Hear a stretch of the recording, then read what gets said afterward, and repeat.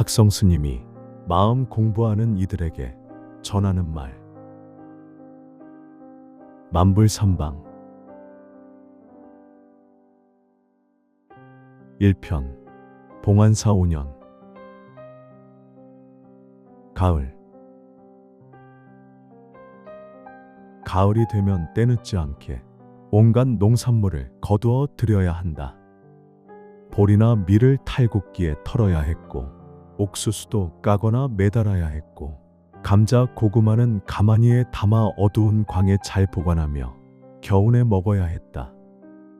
초등학교 1학년 때부터 늘 자신의 이름에서 연상된 박장군 소리를 듣던 터라 12살 때부터 감자, 고구마, 옥수수, 무, 배추 등을 쌀 2가마니 무게인 80kg 정도씩 지고 평지는 물론 비탈길까지 거뜬하게 오르내렸다. 가을에 단풍이 지면 참나무를 소년의 어깨 높이만큼 길이로 베어다가 드릴로 구멍을 여러 개 뚫고 종묘상에서 사온 표고버섯 종균을 넣은 뒤 참나무 껍질로 막고 좀 그늘지고 축축한 곳에 서로 어긋지게 기대에 세워놓으면 봄에 표고버섯이 숭숭 나온다. 표고는 정말 좋은 반찬이 되고 조미료가 된다. 참나무 등 화렵수는 가을까지 물이 올랐다가 낙엽이 지면 물이 뿌리로 내려가고 봄에 다시 물이 오르기 때문에 물이 내려가기 전에 단풍이 들기 시작할 때 바로 잘라야 한다. 그래야 버섯이 많이 나고 오래 나고 맛이 있고 영양가가 풍부하다. 가을이 시작되어 벼가 고개를 숙일 즈음이면 논에 메뚜기들이 흔했다.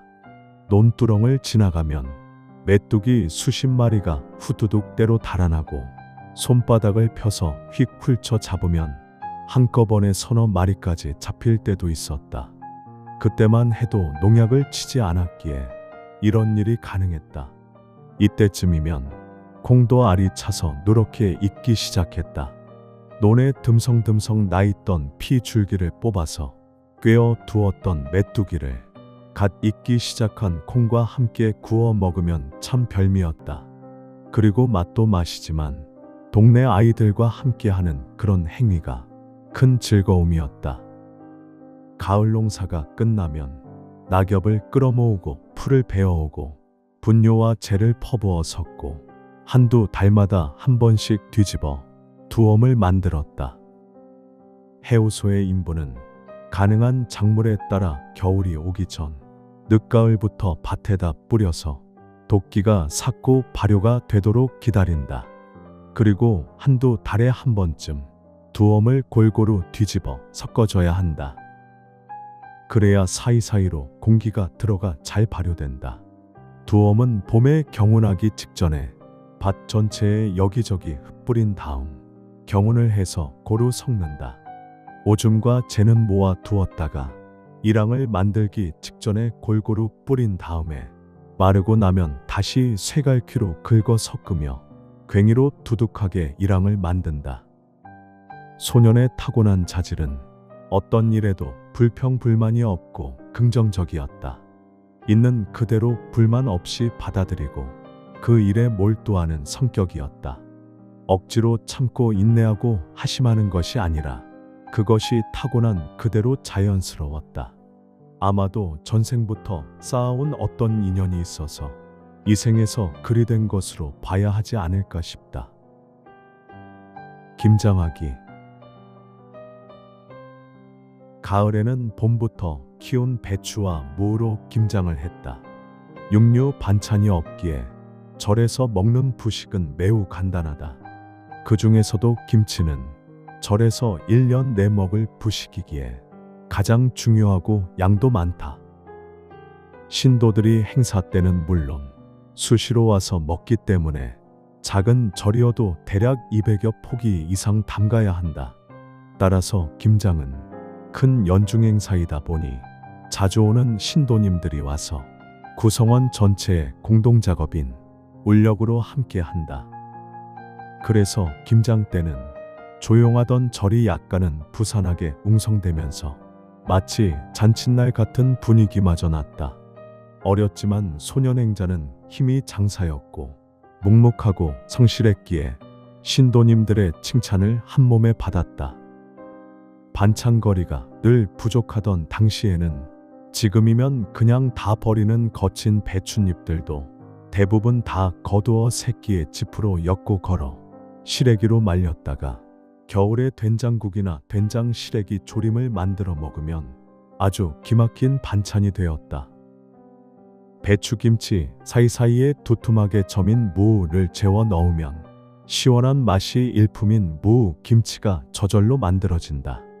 민가에서는 설탕에 조미료에 각종 젓갈이나 생선, 심지어 고기까지 넣는 지방도 있다. 그러나 절에서는 오직 고춧가루와 생강, 그리고 청각이 전부다. 그렇지만 이렇게 단순한 양념으로 담은 김치가 발효되고 숙성되면 청량하고 싱그럽고 상큼하고 시원한 맛이 나는 최고의 김치가 된다. 절마당 뒤끝에 담 비탈을 판 동굴에 저장해두고 기다리기만 하면 된다. 동굴에 다 넣지 못한 김치독은 땅을 파고 일렬로 묶고 그 위에 움막을 세워 보온 조치를 했다. 동굴의 일정한 온도가 만든 숙성 발효와 깊은 산속 자연의 기운과 고된 노동 끝에 허기가 어우러졌으니 맛이 없으면 오히려 이상했을 것이다. 김치가 시간을 거치며 발효되듯이 소년의 고행도 시간이 지나며 발효되며 서서히 익어갔다. 본질적 문제들에 대한 질문은 마음을 찾는 질문으로 모아지고 끝없이 계속되며 발효되었고 이기적 중생심이 아니라 이타적 보살행으로 나아가려는 의지 역시 아주 천천히 다져지고 있었다. 김장이 끝난 저녁에는 금방 비벼놓은 겉절이 배추김치와 잘 지진 된장찌개에서 길쭉한 무청 시래기를 건져 밥숟갈 위에 척 걸쳐서 먹으면 짭조름한 된장이 입안에 질척하게 퍼지면서 구수한 무청의 향과 어울리는 맛이 일품이었다. 고행 중에 먹었던 모든 음식이 지금 기준으로는 다소 거칠기는 해도 그때는 단 한 번도 불만이거나 다른 음식을 먹고 싶다는 생각을 해본 적이 없었다. 특히 푸성귀가 더 이상 나오지 않는 늦가을부터는 무를 두툼하게 세로로 손바닥만큼 넓적하게 썬 뒤 큰 냄비에 깔고 고추장, 된장, 고춧가루를 흥건하게 물을 잡아 적당히 풀고 표고버섯을 두툼하게 저며 넣어 물컹하게 푹 꼰 고추장 무조림은 달큼, 짭조름, 매콤하여 매일 먹어도 물리지 않는 꿀맛이었다. 시원하기로는 무와 소금물로 담은 동치미가 백미였다. 양구 봉안사는 수복지구라 지금으로 말하자면 이북식으로 김치를 담갔다. 적당히 작은 무에 소금물, 청각, 배, 사과, 생강, 마늘, 고추씨 등을 넣어 숙성시킨 동치미는 푸성귀가 사라진 겨울에도 싱싱한 맛이 살아있는 시원상큼한 반찬으로 그만이었다. 눈이 내리기 직전에 담근 김치와 동치미를 동굴에 저장해두고 기다리면 사이다보다 더 상큼하고 청량하게 숙성된다. 온갖 조미료를 넣어 갖은 기교를 부려도 단순한 재료의 자연의 기운과 기다림으로 빚어지고 배고픔으로 맞이하는 그 맛은 요즘에는 어디서도 다시 찾을 수 없다. 단순한 재료에서 어떻게 그렇게 담백하면서도 깊고 시원하고 달콤한 맛까지 나는지 신기했다. 살얼음이 동동 뜬 아삭아삭한 무와 짜지도 싱겁지도 않은 시원한 국물을 갈증이 날 때는 한 사발씩 벌컥벌컥 들이마시기도 했고 어떨 때는 숟가락으로 살짝살짝 음미하면서 홀짝홀짝 끝없이 떠먹기도 했다.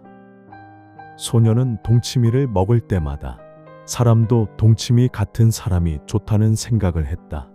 설탕과 조미료와 젓갈과 마늘로 담근 김치는 처음에는 강렬한 맛이 난다. 그러나 강하고 자극적인 맛은 시간이 지나면서 자연스레 미감이 반감되고 맛의 역치는 올라간다. 그러면 더 강한 맛을 찾게 된다. 동치미는 물과 소금과 무만으로 담아 자극적이지 않고 담백한데 그 깊은 맛이 아무리 오래 먹어도 물리지 않는다. 담백하면서도 은은하게 깊은 맛이 나는 사람. 소녀는 자신도 그런 사람이 되고 싶다는 생각을 했다. 동치미 같은 사람뿐만 아니라 이렇게 깊은 맛이 나는 인생이란 어떤 인생일까? 어떻게 살아야 동치미 맛에 감탄하듯 스스로 만족하는 이런 깊고 오묘한 맛이 나는 인생을 살 수 있을까? 하는 생각이 저절로 떠올랐다. 소녀는 모든 일 앞에서 늘 그 일의 본성에 대해 생각했다. 단순히 일의 피상적 표면만을 보는 것이 아니라 그 일의 실상과 본래의 원리와 참모습에 대해서 생각하곤 했다. 그때는 그런 생각조차 없었지만 지금 와서 보면 전생부터 쌓아온 공덕과 인연이 있지 않고서는 어려운 일이 아닌가 싶다. 마음을 터득하지 않고서는 삶의 문제가 해결될 수 없겠다는 생각은 더욱 굳어져 갔다. 원효대사는 해골물 사건에서 행복이든 불행이든 모든 문제는 마음의 문제라는 일체유심조를 깨닫고는 중국 유학의 필요가 없어졌다. 원효처럼 마음을 알고 싶다. 마음을 터득하고 싶다는 소년의 열망은 계속되었다. 그러나 이것이 마음이다. 이것이 마음의 실체이구나라는 확신이나 깨달음은 쉽게 오지 않았다.